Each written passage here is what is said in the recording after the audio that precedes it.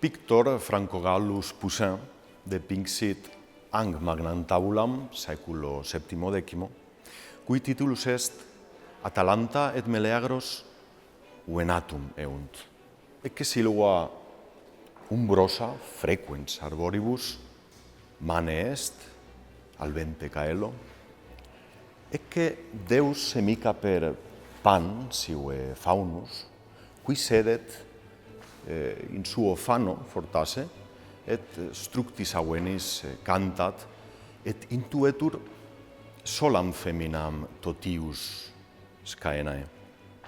Ecce quoque manus hominum plerumque nobilium ut patet a vestimentis, et canes venatici, et equi albi equibus eminent, iduo equi albi. Est magna alacrita sed festinatio in scaena, fere omnia et omnes in tabula picta, vergunt ad sinistram partem. Praeter unum canem, qui dextrorsum aspicit, respicit ad suum dominum. Quo eunt i homines qui astas et arcus manibus tenent, eunt venatum aprum qui agros vastat. Dea venatrix Diana, quamic in signum marmoreo videtis, miserat unc aprum per agros Calidonis, quod est oppidum in Graecia, et vix cernitur in tabula Calidon. Sed quade causa miserat aprum, quia rex Calidonis, o Eneus, dederat primitias frugum cereri, libaverat sua vina Bacco et oleum Minervae, sed deam Dianam solam Dianam rite non honoraverat. Tangit et ira Deos. Spreta Diana misit ultorem aprum per agros Calidonis. Apererat major tauro ferocissimus dentibus, acutissimis proculcabat segetes, saeviebat in pecudes, in pastores, in canes, omnes populi diffugerunt, et se in oppida receperunt. Isde causis coierunt una lecta manus juvenum, ut aprum venarentur, et ecce parant in nemus ire. Dux omnium fuit Meleagros, filius regis Calidonis, qui fortas est iquir qui media in tabula sedet in equo albo pulcherrimo.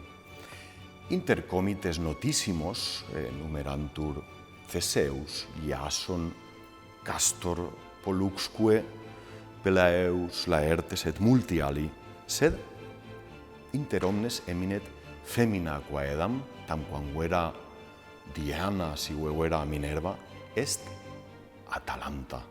Atalanta fuit Virgo ex Arcadia, quam parvulam ursa aluerat, quae cursu omnes vincebat, pariter Meleagros Atalantam vidit, pariter Adamavit, optavit, et voluit Atalantam invitare ad venatum, quamquam ceteri viri nolebant immo vetabant, sed vicit Meleagros, eten habemus Atalantam galeatam, quae arcum laeva manutenet, et faretra pendet ex humero.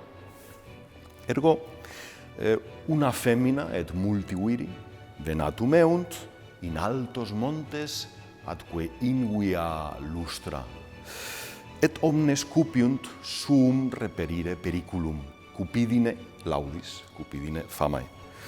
Aper violentus sternit et fortissimos viros et canes, sed prima omnium Atalanta sagita aprum configit, et Paulo post Meleagros feram interficit. Meleagros dat spolia, dat exuvias apri Atalantae, quia eam amat, et aliuiri invident maxime, et est in toto agmine murmuro.